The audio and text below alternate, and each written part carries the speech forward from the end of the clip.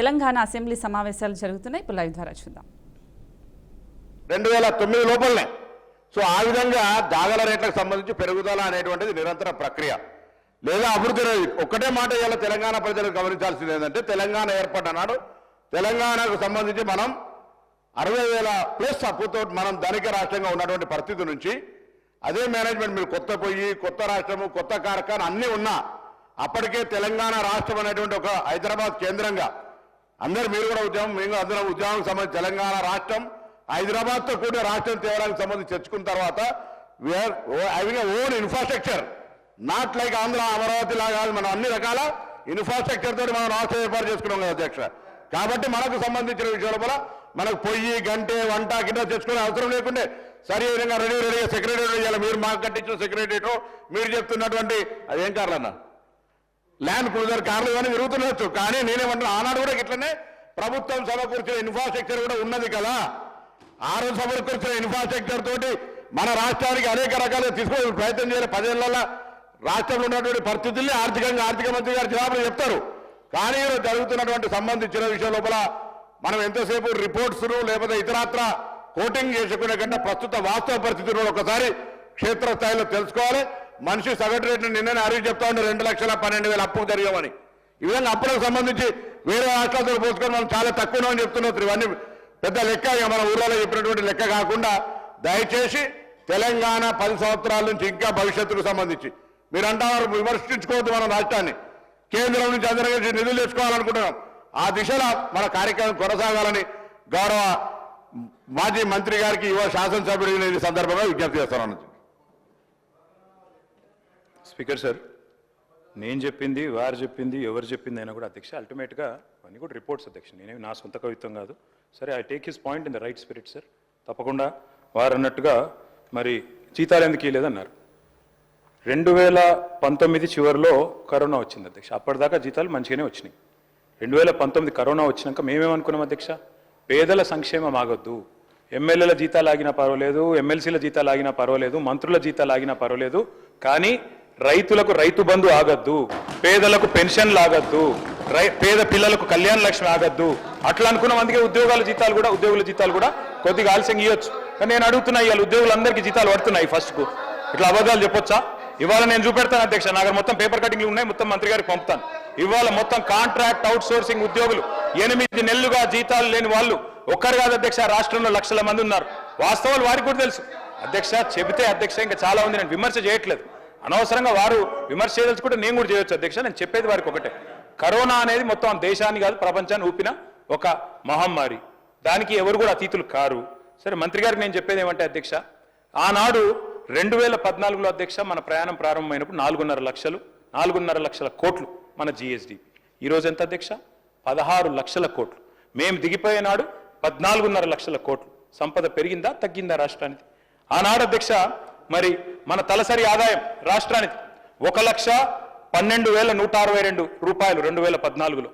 మరి 2023-24 నాటికి ఎంతకు పెరిగింది అధ్యక్ష? మీకు అప్పచెప్పినాడు 3,56,000తో దేశంలోనే నెంబర్ 1 పర్ క్యాపిటా ఇన్కమ్ లో తెలంగాణ. ఇది వాస్తవం కాదా?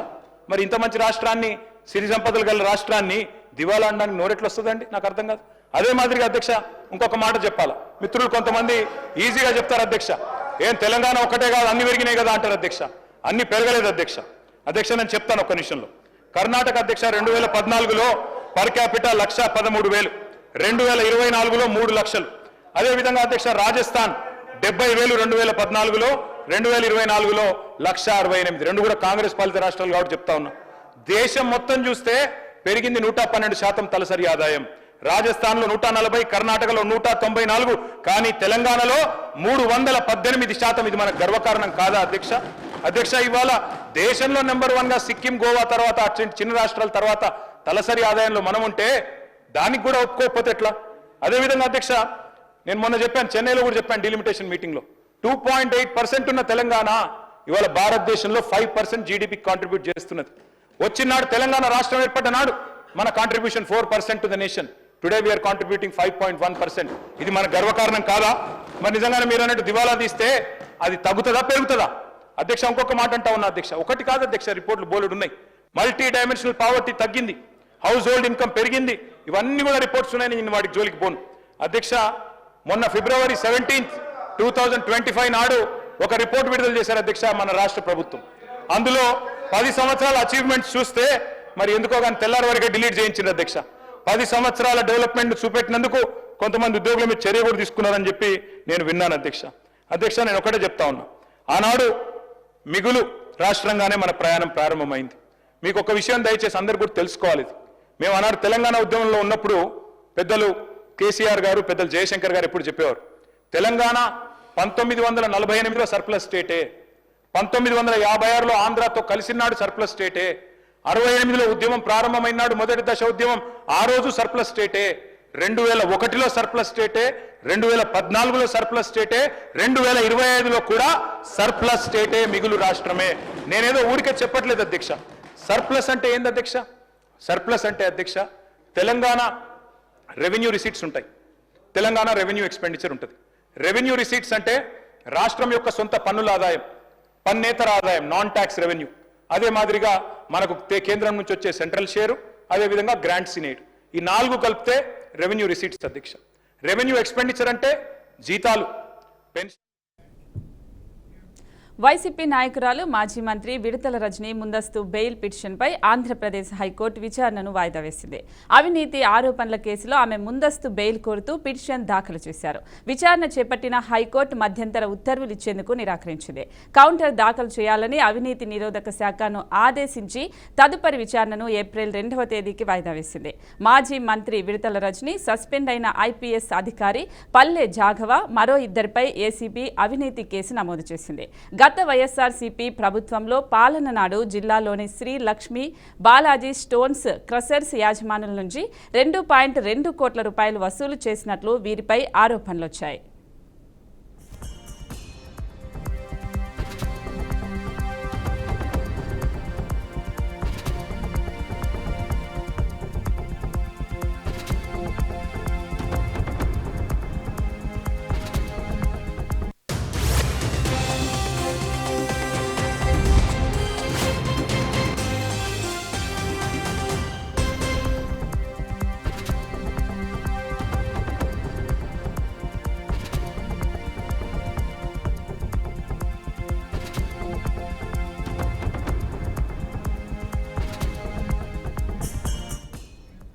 సో దీనికి సంబంధించి మా ప్రతినిధి శ్రీనివాస్ మరిన్ని అప్డేట్స్ అందిస్తారు. శ్రీనివాస్, దీనికి సంబంధించి అంటే మాజీ మంత్రి విడతల రజనీకి ముందస్తు బెయిల్ నిరాకరించింది కదా, అంటే ముందు నుంచి అనుకున్నారు. సో దీని గురించి ఏం చెప్తారు?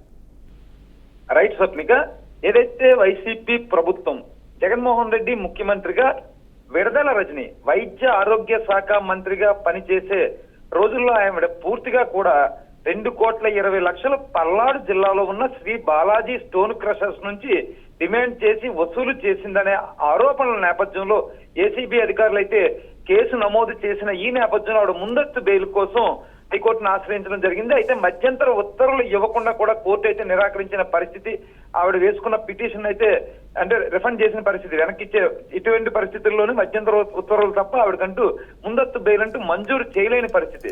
అయితే ఈ కేసులోని పూర్తిగా కూడా కౌంటర్ దాఖలు చేయాలని ఏసీబీ కూడా ఆదేశాలు జారీ చేశారు. ఏప్రిల్ 2వ తేదీకి ఈ కేసును వాయిదా వేశారు. ప్రధానంగా చూసుకుంటే దీనిలో అప్పట్లో వీడు ఎమ్మెల్యేగా ఉండే టైంలోనే 2,20,00,000 అంటే 5 కోట్ల రూపాయల వరకు ఒక బాలాజీ స్టోన్ క్రషర్స్ ఆయన డిమాండ్ చేయడం, ఆయన ఇవ్వకపోతే ఈ పంచాయతీ తీసుకెళ్లి బాలినేని శ్రీనివాసరెడ్డి దగ్గర పెట్టడం, బాలినేని శ్రీనివాసరెడ్డి స్థానిక ఎమ్మెల్యే చెప్తే వినవాని అంటే బెదిరించడం చాలా జరిగినాయి. అనంతరం ఆ పరిణామాల దృష్ట్యా ఐపీఎస్ జాషువా కూడా అందులో ఇన్వాల్వ్ అయిన నేపథ్యంలో ఆయన కూడా సస్పెండ్ అయి ఉన్న పరిస్థితి. సో ఈ కేసుకు సంబంధించి ఏప్రిల్ 2వ తేదీకి అయితే అంటే దీనికి సంబంధించి ఏసీబీ నమోదు చేసిన కేసుకు సంబంధించి ఏప్రిల్ 2వ తేదీకి అయితే వాయిదా వేసిన పరిస్థితి అయితే స్వప్నిక. Right Srinivas, thanks.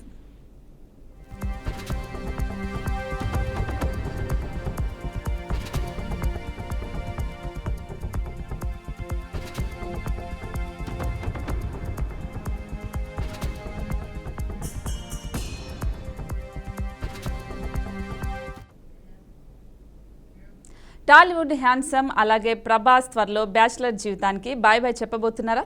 పెళ్లి కొడుకు అవ్వబోతున్నాడా? అయితే దీనికి సంబంధించిన అప్డేట్ ఇప్పుడు వస్తుంది. ఆయన కుటుంబ సభ్యులు ఇప్పటికే ఆ పనుల్లో ఉండిపోయారా అంటే అవుననే సమాధానమే ఇప్పుడు వస్తుంది. ప్రభాస్ పెళ్లి చేసుకోబోతున్నాడనే వార్త ప్రస్తుతం వైరల్గా మారింది. అయితే బాహుబలిని పెళ్లి చేసుకోబోయే అమ్మాయి ఎవరనేది ఇప్పుడు ఆసక్తిగా మారింది. హైదరాబాద్కు చెందిన ఒక బిజినెస్ మ్యాన్ కుమార్తెను ప్రభాస్ త్వరలోనే పెళ్లి చేసుకోబోతున్నట్లుగా వార్తలు వస్తున్నాయి. ప్రభాస్ పిన్ని శాకుంతలాదేవితో పాటు చెల్లెళ్ళు అదే పనిలో ఉన్నారని సమాచారం. నిజానికి ప్రభాస్ పెళ్లిపై ఇప్పటి వరకు చాలా రూమర్స్ వస్తూనే ఉన్నాయి. ఒక దశలో అనుష్క శెట్టిని పెళ్లి చేసుకోబోతున్నారని వార్తలు కూడా వినిపించాయి. మేమిద్దరం ఫ్రెండ్స్ అని వాళ్ళు క్లారిటీ ఇవ్వటంతో ఆ వార్తలకి చెక్ పడింది. ఆ తర్వాత కృతి సనన్తో ప్రేమ వ్యవహారం నడుస్తుందని రూమర్స్ వచ్చాయి. అవి కూడా నిజం కాదని తేలిపోయింది. ఇప్పుడు తాజాగా హైదరాబాద్కు చెందిన ఒక వ్యాపారవేత్త కుమార్తెను పెళ్లి చేసుకునేందుకు సాహో సిద్ధమయ్యాడనే వార్తలు ఇప్పుడు హల్చల్ అవుతున్నాయి.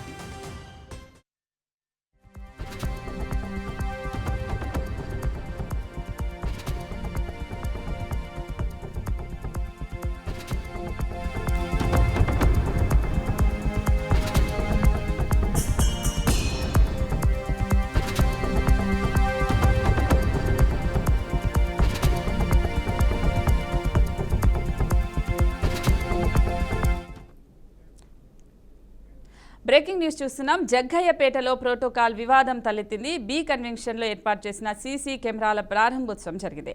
దీనికి హోంమంత్రి అనిత, డీజీపీ హరీష్ కుమార్ గుప్తా హాజరయ్యారు. అయితే ఈ కార్యక్రమానికి ఎన్టీఆర్ జిల్లా టీడీపీ అధ్యక్షుడు మాజీ మంత్రి నెట్టెం రఘురాంను ఆహ్వానించలేదు. కనీసం ఆహ్వాన పత్రికలో ఆయన పేరు కూడా లేదు. ప్రస్తుతం ఇదే ఇప్పుడు చర్చనీయాంశంగా మారింది.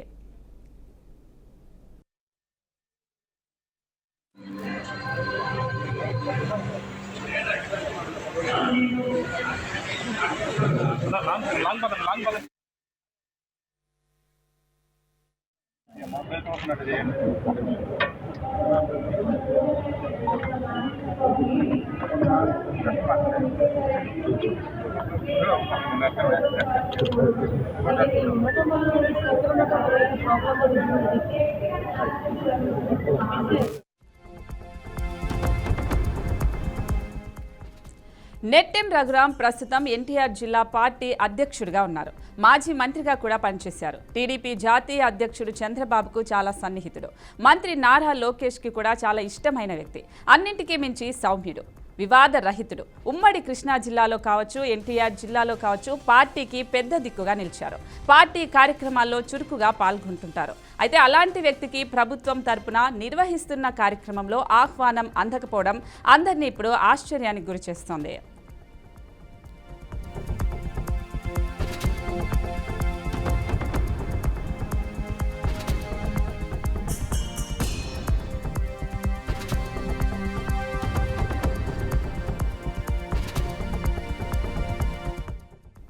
కావాలనే నెట్టెం రఘురాంను పిలవలేదనే వార్తలు కూడా వినిపిస్తున్నాయి. హోంమంత్రి అనిత సైతం ఈ విషయాన్ని ఎలా విస్మరించారు అనే ప్రశ్నలు ఉత్పన్నమవుతున్నాయి. ఇదే నా పార్టీలో సీనియర్కి ఇచ్చే గౌరవమని ఆయన అనుచరులు, అభిమానులు, పార్టీ కార్యకర్తలు ప్రశ్నిస్తున్నారు. బాధ్యులపై క్రమశిక్షణ చర్యలు తీసుకోవాలని డిమాండ్ చేస్తున్నారు.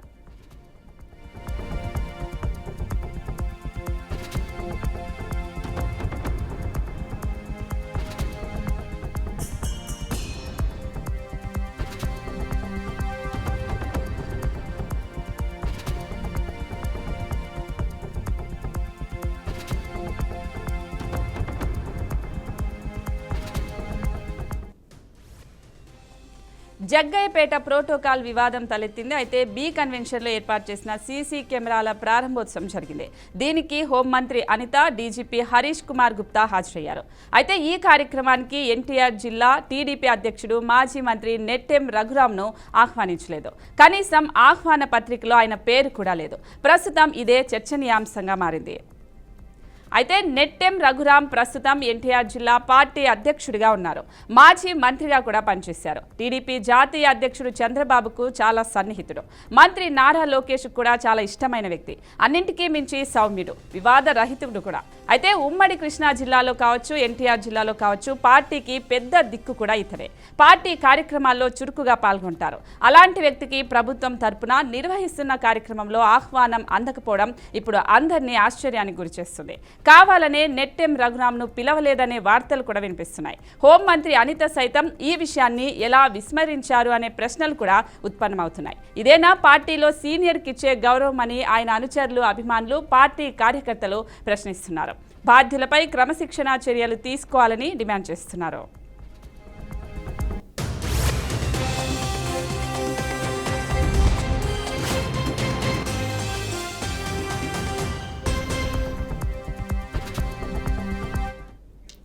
అయితే ఇదే అంశానికి సంబంధించి మా ప్రతినిధి సాంబశివరావు అందిస్తారు. సాంబశివరావు, అంటే ఒక పెద్ద దిక్కు టీడీపీ పార్టీలో ఉన్నారు, ఎప్పటి నుంచో మాజీ మంత్రిగా కూడా పనిచేశారు. అలాంటి వ్యక్తిని పక్కన పెట్టడం ఎలా చూడొచ్చు అంటారు?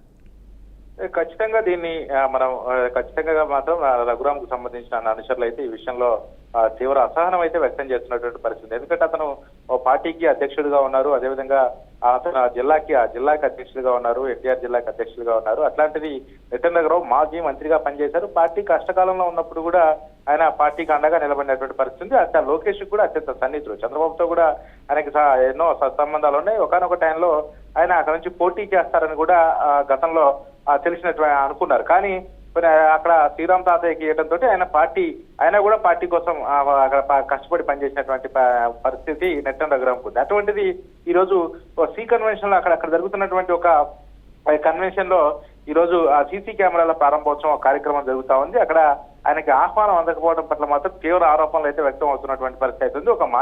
ఒక హోంమంత్రి వస్తా ఉన్నారు, అదేవిధంగా అక్కడ ఉన్నటువంటి డీజీపీ వస్తా ఉన్నారు, మరి ఆ స్థానికంగా ఉన్నటువంటి ఎమ్మెల్యే వస్తా ఉన్నారు. కానీ అందులో కీలక పాత్ర పోషిస్తున్నటువంటి మాజీ మంత్రిగా కూడా పనిచేసినటువంటి రఘురామ్ కి మాత్రం అక్కడ ఎటువంటి ఆహ్వానం లేదు. ఆయనకి చంద్రబాబు అత్యంత సన్నిహితులని పేరున్నప్పుడు కూడా రఘురామ్ కి ఈ రోజు అక్కడ ఆహ్వానం అందకపోవడంతో మాత్రం తీవ్ర స్థాయిలో అసంతృప్తి వ్యక్తం చేస్తున్నటువంటి పరిస్థితి ఉంది. ఎందుకంటే ఒకనొక టైంలో గత ఎన్నికల్లో కావచ్చు, గతంలో 5 సంవత్సరాల కాలంలో కావచ్చు, అక్కడ ఉన్నటువంటి పార్టీ కోసం ఎంతో పాపులైనటువంటి పరిస్థితి, పార్టీ కోసం ఎంతో పనిచేశారు. ఆయన సీనియర్ నాయకులు కూడా అక్కడ కొంతమంది నాయకులతో సత్సంబంధాలు ఉన్నటువంటి వ్యక్తి, దానికి తోడుగా పార్టీని ముందు నడిపించేటువంటి వ్యక్తి. అయితే సాంబశివరావు చెప్పండి, అంటే నెట్టెం రఘురాం గారు, అంటే అనుచరులు, అభిమానులు వీళ్ళు స్పందిస్తున్నారు, కానీ నెట్టెం రఘురాం గారు ఏమైనా స్పందించారా? అంటే ఎందుకు ఆహ్వానించలేదు, ఇన్విటేషన్ లో తన పేరు ఎందుకు లేదు అనే దానికి ఏమైనా చెప్పారా? అంటే మొత్తంగా ఇప్పుడు రఘురాము దానిపై అంటే అసహనం వ్యక్తం చేసినట్టుగా తెలుస్తా ఉంది. ఎందుకంటే స్థానికంగా ఒక కార్యక్రమం జరుగుతున్నప్పుడు ఖచ్చితంగా ఆ పార్టీ అధ్యక్షులకి, అంటే అక్కడ ఉన్నటువంటి జిల్లా అధ్యక్షుడికి ఖచ్చితంగా ఆహ్వానం అందించాలి. ఎందుకంటే అక్కడ స్థానికంగా పనిచేసినటువంటి అనుభవం ఉంది, అదేవిధంగా మాజీ మంత్రిగా పనిచేశారు, పార్టీలో కీలక పాత్ర పోషించారు. అట్లాంటిది రఘురామ్ ఈ రోజు రఘురామ్కి కనీసం ఆహ్వానం లేకపోవడంతో మాత్రం ఆయన అసంతృప్తి వ్యక్తం చేస్తున్నట్టుగా తెలుస్తా ఉంది. అది తన సన్నిహితుల దగ్గర కూడా ఆయన వాపోయినట్టుగా తెలుస్తా ఉంది. పార్టీకి ఎంతో సేవ చేస్తే కనీసం ఒక అంతటి కార్యక్రమం మంత్రులు, అదేవిధంగా డీజీపీ లాంటి వ్యక్తి వచ్చినప్పుడు అటువంటి కార్యక్రమంలో కనీసం ఆహ్వానం లేకపోవడం చాలా బాధాకరంగా ఉందని చెప్పేసి కూడా రఘురాము తన సన్నిహితుల దగ్గర అయితే చెప్పినట్లుగా ఉంది. మరి దీనిపై పార్టీ అయితే ఈ రకంగా పార్టీలో ఒక పెద్ద దిక్కుగా ఉన్న వ్యక్తికి కనీసం అక్కడ మర్యాద లేకపోవడం, అదేవిధంగా ఆహ్వానం లేకపోవడం పట్ల మాత్రం వాళ్ళందరూ అసంతృప్తి వ్యక్తం చేస్తున్నటువంటి నేపథ్యంలో దీని అధిష్టానం దృష్టికి ఖచ్చితంగా తీసుకెళ్లి ఎవరైతే దీన్ని కార్యక్రమాన్ని నిర్వహించారో కనీసం ఎందుకు మరి ఒక పార్టీ జిల్లా అధ్యక్షుడికి అక్కడ ఎందుకు ఆహ్వానం అందలేదు, దీనిపై ఖచ్చితంగా కూడా ఒక చర్యలు తీసుకునే విధంగా అయితే పార్టీకి ఫిర్యాదు చేస్తున్నట్టుగా తెలుస్తా ఉంది. ఓకే, అంటే దీనికి సంబంధించి ఇప్పుడు హోంమంత్రి అనిత గారు కూడా దీంట్లో కొంచెం ఇన్వాల్వ్ అయ్యారు. అందుకే తను ఏదైనా చెప్పడం వల్ల కంప్లైంట్స్ కావచ్చు, ఏవైనా కావచ్చు, అందుకనే తన పేరు లేదు అని కూడా కొన్ని రూమర్స్ వస్తున్నాయి. దీనికేమంటారు? మొత్తంగా అంటే హోంమంత్రి అది స్థానికంగా నిర్వహించినటువంటి కార్యక్రమం. అది స్థానికంగా అంటే హోంమంత్రి అధికారులకు ఎటువంటి సంబంధం ఉండదు. ఎందుకంటే అక్కడైతే కొంతమంది స్థానికంగా ఉన్నటువంటి నాయకులంతా కూడా ఈ కార్యక్రమాన్ని నిర్వహిస్తారు. ఎందుకంటే పోలీస్ డిపార్ట్మెంట్ కి సంబంధించినటువంటి అంశం కాబట్టి స్థానికంగా ఉన్నటువంటి లీడర్లు ఎవరైతే ఉన్నారో వాళ్ళు ఖచ్చితంగా చూసుకోవాల్సిన అవసరం ఉంటుంది. మరి అటువంటిది కనీసం అతనికి ప్రిఫరెన్స్ లేకపోవడం అనేది, ఎందుకంటే స్థానికంగా ఉన్నటువంటి ఎమ్మెల్యే పేరేశారు, అందరికీ ఆహ్వానించారు. కానీ పార్టీ జిల్లా అధ్యక్షుడిగా ఉన్నాడు, పార్టీని ముందు నడిపించాడు. అక్కడ ఆయనకు చంద్రబాబు అత్యంత సన్నిహితుడు, లోకేష్ అత్యంత సన్నిహితుడు. అటువంటి వ్యక్తి ఆ పేరు లేకపోవడం అనేది మాత్రం చాలా దీన్ని అక్కడ ఉన్న వాళ్ళందరూ కూడా అసంతృప్తి అయితే వ్యక్తం చేస్తున్నటువంటి పరిస్థితి. మరి దీంట్లో మరి హోంమంత్రి కావాలనే చేశారా, లేకపోతే ఎవరు ఎందుకు రఘురాముని ఈ రకంగా అవమానించారు అనే అంశంపై మాత్రం పూర్తి స్థాయిలో మాత్రం పార్టీకి ఫిర్యాదు చేయడానికి అయితే అక్కడ ఉన్నటువంటి నాయకులు అయితే సిద్ధం అవుతా ఉన్నారు. Right Sambasivarao, thanks.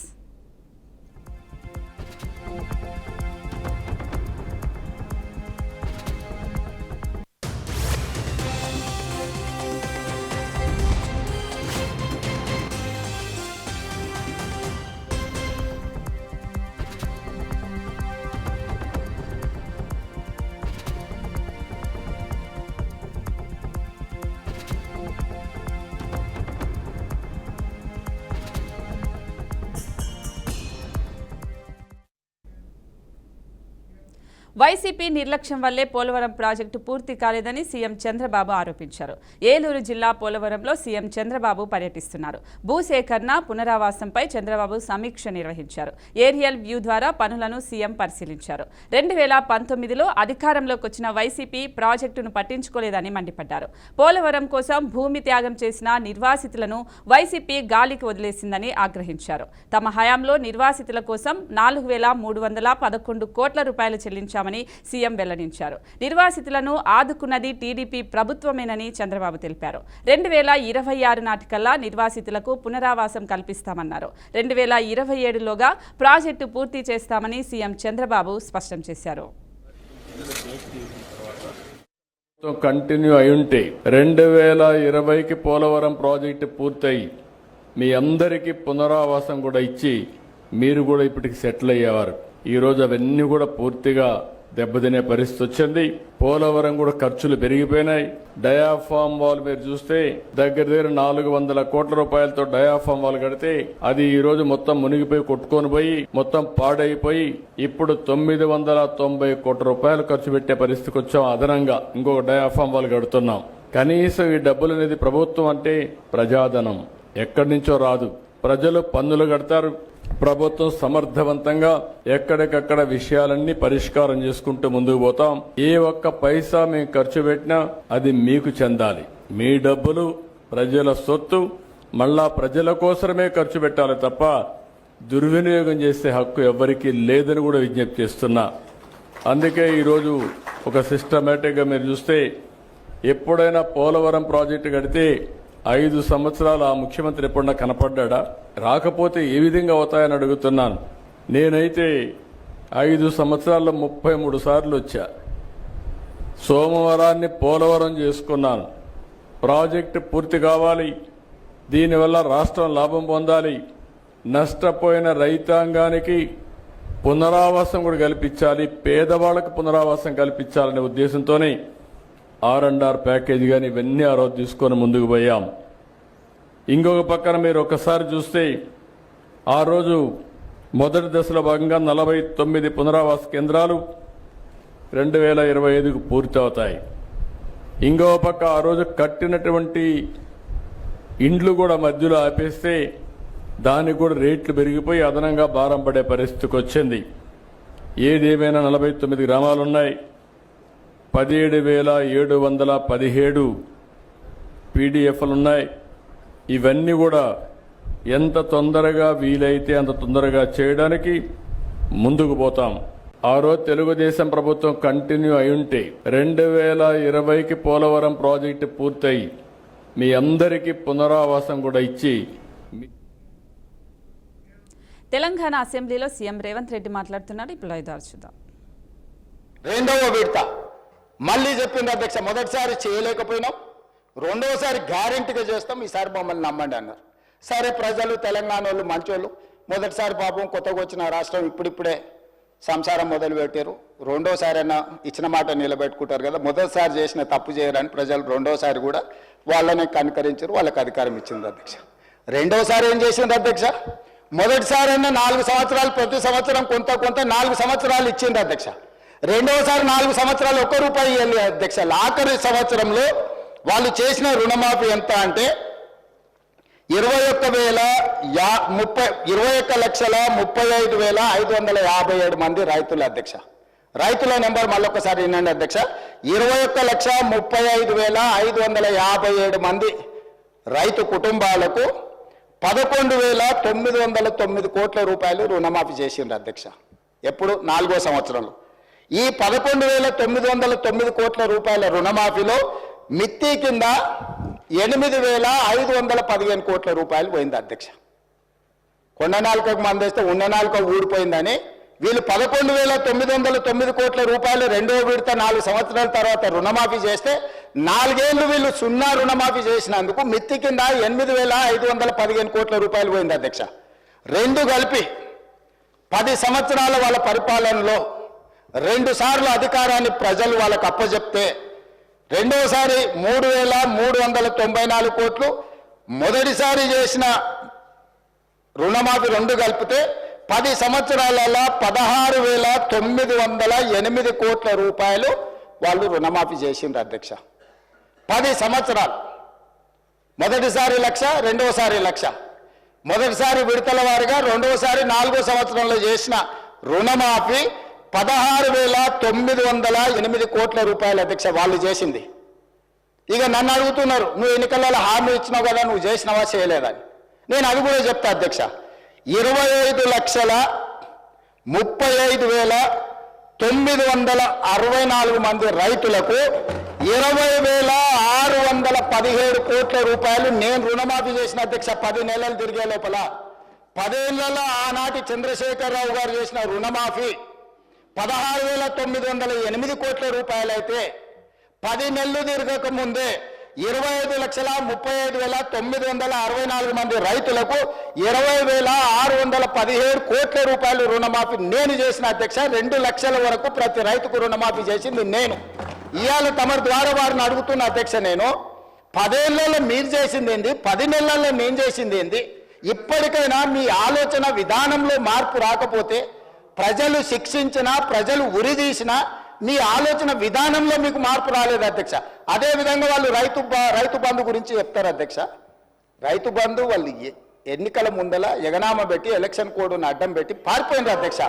పారిపోతే ఎన్నికల కోడ్ను అడ్డం పెట్టుకొని ప్రజలకు పంగనామం పెట్టి పారిపోతే ఎన్నికల తర్వాత డిసెంబర్ 7, 2023 నాడు నేను అధికారం చేపట్టిన తర్వాత వాళ్ళు ఎగ్గొట్టిన రైతు బంధు 7,625 కోట్ల రూపాయలు నేను చెల్లించిన అధ్యక్ష. వాళ్ళు పారిపోయినారు కదా అని నేను వదిలేయలే. రైతుల పట్ల నాకున్న చిత్తశుద్ధి, వాళ్ళు ఇస్తామని ఎగనామం పెట్టిన రైతు బంధు పథకాన్ని కూడా నేను ముఖ్యమంత్రిగా బాధ్యత చేపట్టిన తర్వాత మా మిత్రుడు బట్టి విక్రమార్క గారు ఆర్థిక మంత్రిగా, అయ్యో రైతులు మనోళ్ళు, దిగిపోయినోడు ఎట్లాగో దిగిపోయినోడి మీద మన నెపం నెట్టేసి రైతులకు అన్యాయం చేయొద్దు, ఈ రైతులను ఆదుకోవాలని 7,625 కోట్ల రూపాయలు మొదటి విడత రైతు బంధు పథకాన్ని నేను చెల్లించిన వాళ్ళు పంగనామాలు పెట్టిన రైతు బంధు అధ్యక్ష. రెండోసారి 4,666 కోట్ల 59 లక్షలు ఇప్పుడు నేను రుణమాఫీ, వీళ్ళు సంవత్సరానికి 10,000 అంటే దాన్ని పెంచి సంవత్సరానికి 12,000గా మార్చి వాళ్ళకి ఈరోజు 4,666 కోట్ల 59 లక్షల రూపాయలు ఈరోజు రైతులకు రైతు భరోసా పథకం కింద నేను చెల్లించిన అధ్యక్ష. టోటల్గా ఇప్పటి వరకు రైతు భరోసా పథకం కింద 12,291 కోట్ల 73 లక్షలు ఈరోజు నేను రైతులకు రైతు భరోసా పథకం కింద నేను ప్రభుత్వాన్ని ఏర్పాటు చేసిన తర్వాత నేను చెల్లించిన అధ్యక్ష. అదే రకంగా ఆనాడు వరేస్తే ఊరేసుకున్నట్టని వాళ్ళు మాత్రం వరి పండించుకొని ఫామ్ హౌస్లో 150 ఎకరాలలో కావేరీ సీడ్కు 4,500 రూపాయల క్వింటాల్ అమ్ముకున్నారు అధ్యక్ష. రికార్డు ఉంది. 4,500 అధ్యక్ష. వాళ్ళు పండించిన వడ్లలో ఫామ్ హౌస్లో బంగారం పండుతుందా అధ్యక్ష? 4,500 రూపాయలకు క్వింటాలేమో దొరగారి ఒట్లు కొనుక్కుంటారు, పేద రైతు అందించిన రైతులకు మీరు ఒరేసుకుంటే ఉరేసుకున్నట్టే అని చెప్పి వాళ్ళు రైతులను ఉరిదీస్తాం ఒరేసుకుంటా అని చెప్తే, నేను వచ్చిన తర్వాత మా ఉత్తమ్ కుమార్ రెడ్డి గారు నేను కలిసి ఆలోచన చేసి, మీరు వరి పండించండి, చివరి గింజ వరకు కొనుక్కుంటాము, మీరు సన్న ఒట్లు పండిస్తే 500 రూపాయల బోనస్ కూడా ఇస్తాము, కనీసం మద్దతు ధరతో పాటు 500 రూపాయల బోనస్ ఇస్తామని సన్న ఒట్లు పండించిన రైతులకు 1162 కోట్ల రూపాయలు బోనస్ కింద 500 రూపాయలు ఇచ్చిన చరిత్ర నాది అధ్యక్ష. సంవత్సరం తిరిగే లోపల రైతులకు మేము అందించింది ఇది ఉచిత కరెంటు. ఏం సంబంధం అధ్యక్ష వాళ్ళకు ఉచిత కరెంటు? ఉచిత కరెంటును కనిపెట్టిందే కాంగ్రెస్ పార్టీ. ఈ దేశంలో కరెంటును కనిపెట్టిందే కాంగ్రెస్ పార్టీ. ఈ రాష్ట్రంలో కరెంట్ ఇచ్చిందే కాంగ్రెస్ పార్టీ. ఈ రాష్ట్రంలో రైతాంగానికి ఉచిత కరెంట్ ఇవ్వాలని అన్నదే కాంగ్రెస్ పార్టీ, కనిపెట్టిందే కాంగ్రెస్ పార్టీ. ఉచిత కరెంట్ అనే పేటెంట్ కాంగ్రెస్ పార్టీది. కరెక్ట్. మా రాజ్ ఠాకూర్ చెప్పినట్టు కాంగ్రెస్ అంటేనే కరెంట్, కరెంట్ అంటేనే కాంగ్రెస్. అట్లాంటి కాంగ్రెస్ పార్టీ కరెంటు మీద, ఉచిత కరెంటు మీద 29,14,692 మంది రైతులకు 15,333 కోట్ల రూపాయలు రైతులకు ఉచిత కరెంటు కోసం మా ప్రభుత్వం నిధులు వెచ్చించింది అధ్యక్ష. అదేవిధంగా రైతు బీమా, మీరు అంటున్నారు రైతు బీమా ఈ పథకాన్ని కొనసాగించినాం. 1,555 కోట్ల రూపాయలు 26,620 మంది రైతు కుటుంబాలకు ప్రీమియం చెల్లించి రైతు బీమా పథకాన్ని అమలు చేసినాం అధ్యక్ష. ఇవాళ నేను తమరిని అడుగుతున్నా అధ్యక్ష, మీరు ఎగ్గొట్టిన రైతు బంధు మేమే చెల్లిస్తుంది, మీరు ఎగ్గొట్టిన రైతు రుణమాఫీ మేమే చేస్తుంది, మీరు ఒరేసుకుంటే ఉరేసుకున్నారని మీరు చెబితే కూడా మేము ఆ వరిని ఇవ్వడమే కాకుండా 500 రూపాయల బోనస్ ఇచ్చి కొనుగోలు చేస్తుంది.